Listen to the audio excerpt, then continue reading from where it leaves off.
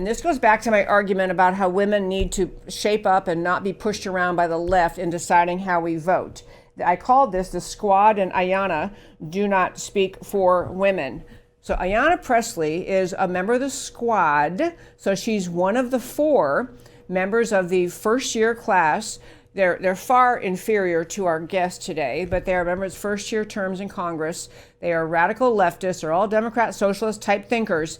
And Ayanna Pressley did a short little statement on the floor of the House.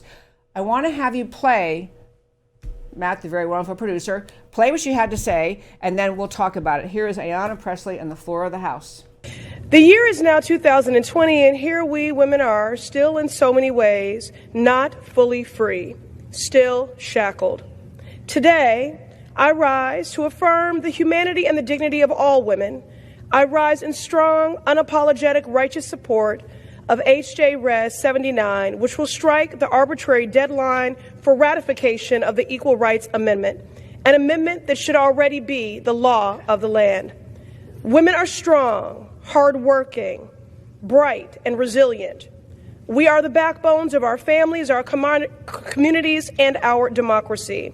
We do not live in checked boxes. We live in an intersectionality of lived experiences and identities. Our issues are everyone's issues because our destinies are all tied. Tomorrow's vote on H.J. Res. 79 is a vote for the preservation of our collective humanity. Despite our commitment to hard work, both within our households and on the job, we are still paid less than our male counterparts. In the Commonwealth of Massachusetts, women are paid 83 cents for every dollar paid to a man. But nationally, women are paid only 80 cents for every dollar a man is paid. I want to play that for you and make this pitch about your political involvement in the year 2020, where we are right now. That is a Democrat member of the U.S. House. She's one of the Squad.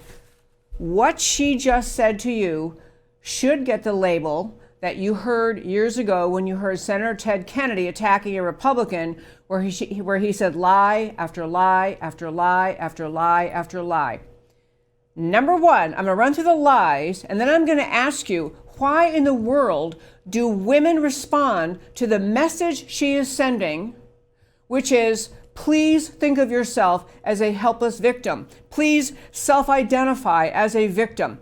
But she talked about in her ramble, she talked about the idea that women don't get equal pay for equal work. This is a lie. This is a lie that the left pushes because it tends to manipulate ignorant women into thinking they better vote Democrat because somehow Democrats are going to fix it and make sure equal pay really is made between men and women.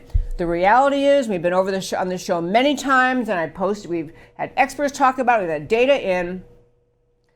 If you compare apples to apples, there is not this massive gender gap between men and women. By that I mean, if you compare women and men in similar jobs, with similar education, similar years of experience, the gender gap in pay disappears. When they come up with these numbers like 80 cents on the dollar, 83 cents on the dollar, what they're talking about is taking a list of women and what jobs they have and what they're paid, and then taking a list of men and their pay, and then dividing and saying average woman paid less than average man. And that is a statistical truth, or close to a truth. But the point is, the gender gap, the difference, is entirely due to choices women make. Women tend to choose careers that are paid less than many careers men choose. Women tend to major in things like, many, not all, but women major in things like social work or things that they know in our society we don't pay at the same level. We don't pay social workers the same that we pay, brain surgeons or engineers. So it's choices in college majors, choices in jobs, women's decisions that they choose, and it's their right to do it. They choose to be they want to work part-time, they want to be a stay-at-home mom, they want to have a long maternity leave, they want to take years off during their raising their children. They want to take partial time or work part-time because they care for elderly parents. The point is, the difference in the average that women and men make is due to choices that they make, and they're allowed to make. And it's a good thing they make them because they're individuals and they can choose what they want. But when you hear her trying to convince American women there's some just unjust, irrational pay gap, not only is it a lie, but she knows it's a lie.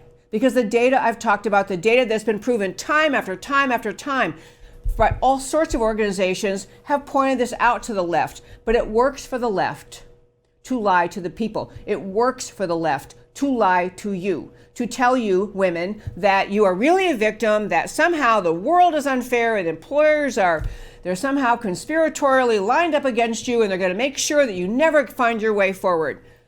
To be clear, there should be equal pay for actual equal work by people who are in similar jobs, who have similar experience, therefore they're bringing similar skill and ability and experience. And there's a remedy for it if that doesn't happen. The Equal Pay Act in this country was passed in 1963. Even before Title VII, the Equal Pay Act passed. And that law essentially said you cannot discriminate against in pay. You have to pay women and men the same thing in the same jobs with the same amount of experience. You have to pay the same. Equal Pay Act happened in 1963. Then you had Title VII, which was the massive anti-discrimination bill passed in 1964. Employers cannot discriminate based on race, sex, national origin. And so, again, federal law has protected against discrimination since 1964 under Title VII. She talks about pregnancy. She used the expression pregnancy discrimination. There has been a law, the Pregnancy Discrimination Act, on the books since 1978. We've had a law that makes clear if your employer discriminates against you because you miss time because you're pregnant or because you take the leave to have your child, there are laws that protect you. There are already laws in place, passed in many cases by Republican majority Congresses, Equal Pay Act, Title VII, employment discrimination. We have the Violence Against Women Act. She talks about violence against women and domestic violence as something women are victimized by. We've had a Violence Against Women Act intact since 1994. And she makes the argument about owning property. She says women are discriminated against by owning property. People, we had the first laws in this country. In Missouri, it was like 1770 or something. It's been a state law issue, but there's no state in the country that prohibits or in any way limits women's right to own property. This is just crazy. And women have had the vote. Coming up in August of this year, it'll be 100 years. All of the litany that she goes through, all of the litany about how women are mistreated, it's so unfair and it's so outrageous and women are you're victims and look how horribly we're treated. They are lies. They are lies. And you have to ask yourself, why is it that Democrats, not just Ayanna Pressley, all of them, why do Democrats constantly run on telling women lies? Why do they run on telling women, boy, you're a victim and your employer can't wait to be unfair to you and the world is unfair to you and colleges are unfair to you? I mean, we've gone over in this show so many times. In many of the major law schools in this country, in the graduating classes, there are more women than men. Same in medical schools. Same in all sorts of advanced degrees, more women than men. This country offers women, rightly, equal access to education and to careers and to pay. She's talking about problems that don't exist. But she's doing that to manipulate you, and convince women that the only safe course you have in life is to vote for Democrats to protect you from the determined attention of somehow the evil rest of America to hold you down. It doesn't exist except in the imaginary mind of Democrats who want to spend all their political capital, expend their capital on the question and somehow getting women to agree to be victims. What an ugly message to women. What a demeaning message to women, that the only way we can scoop you into our party, this is the Democrats speaking, the only way they can bring you in is to convince you that you're a victim, that you're helpless, that you can't stand up for yourself, that you can't use all these laws that already exist to protect you. And the ones I went through, those are just federal laws. Every state has all sorts of laws protecting women against discrimination. This is not a real problem. But what she's getting at is she wants Congress, and this is what Congressman Wright alluded to a little earlier, what she wants Congress to pass this legislation, this resolution that would change the deadline, going back to Phyllis Schlafly's days when the Equal Rights Amendment was being talked about. This Equal Rights Amendment, the idea was to put an amendment in the Constitution, to amend the U.S. Constitution, to put in an Equal Rights Amendment that specifically says women have equal rights with men. And that Equal Rights Amendment, that Congress passed it, then it has to go around the various states. And there was a deadline. The right number of states had to pass that by some deadline, or else it did not become a constitutional amendment. Well, the deadline long passed, not enough states signed on, so the Equal Rights Amendment died. So there's a push now to bring it up again. Again, this is an election year issue, a push again to bring it up. What she's trying to say, and the Democrats are trying to say, is instead of acknowledge that we couldn't convince enough legislatures to pass this, let's just magically change the deadline, push the deadline by decades. They're trying to say, let's push that deadline decades later and keep on plowing. Well, I got to tell you, this isn't a topic I was going to dive into today, the Equal Rights Amendment. I probably will sometime in the future, but I will just tell you a couple of thoughts about it today. Number one, we have to actually follow the procedure set up. If people want to have the discussion about Equal Rights Amendment, then we can have it again. We can have the congressional debate. We can go around, and if the Congress says yes, let's amend the Constitution and do this, then we'll have to go around to the states, get the right number of states. But I will tell you 3 quick thoughts about it. Number one, ask yourself, what right is it that women do not have in this country that they would have if the Equal Rights Amendment passed? What is the right that you don't have, women? What is it you're not allowed to do? What law, where is it that law is lacking or law is absent so it isn't protecting us? What is it you can't do right now that you would be allowed under the Equal Rights Amendment? Because we've just been through the litany. We have all equal rights for men and women in voting and in education and in occupations and salaries, and we protect against pregnancy discrimination. We have employment laws. I mean, women are protected with equality under existing federal law. So what's the reason to put this amendment in the Constitution? And I'll tell you 2 reasons that many people are concerned about it. One is, and this is the lesser of the reasons, but a huge reason, has to do with the idea of the U.S. military.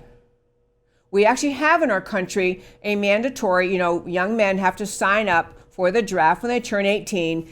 No, we're not drafting people right now, but it would subject women and men to the same, got to sign up. Maybe you think that's okay, but the battles we have in the military when you had the, social justice warrior President Obama, pushing the envelope on social justice experimentation in the military, and that would get accentuated if the Equal Rights Amendment passed. But the real bottom line, why you heard Ayanna Pressley pushing Congress to pass this resolution that extends the deadline to get enough states to sign on the Equal Rights Amendment, it's all about abortion. It's all about abortion. There is to answer my first question, there's no other right that women in this country don't have that necessitate passing the Equal Rights Amendment. The Equal Rights Amendment push by the left is about abortion. In states where some arguable basis for saying the state law creates equal rights, the left argues about use of taxpayer funds for abortion. The left argues that because the state recognizes equal rights between men and women. Therefore, the state cannot say that we don't use tax dollars for abortions. And at the federal level, it'll be the same argument. The only issue pushing the left for this equal rights amendment at this time is abortion. It opens up a whole new world of litigation and arguments about what exactly the duty is of Congress and the state legislatures to use tax dollars to fund abortion.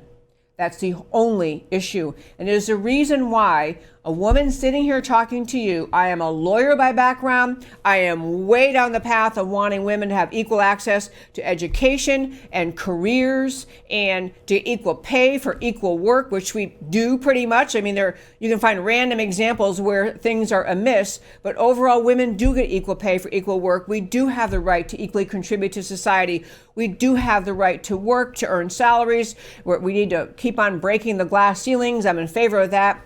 But this ERA being pushed by the Democrat Party today is about abortion, period.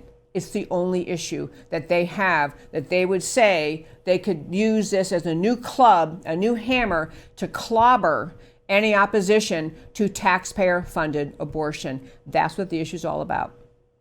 We'll talk about ERA another day, but I want to close out this section of today's show by saying that I think it's very offensive that people like Ayanna Pressley and basically the whole Democrat Party, every argument they make to women about why women should vote for them is all based in lies about America, attack on America, criticism of America, the idea that women in America are just a massive, helpless class of people who can barely function every day because we are so weak and helpless and inept and we can't handle our own lives, so we better vote for them and they'll somehow make everything good and fair for all women.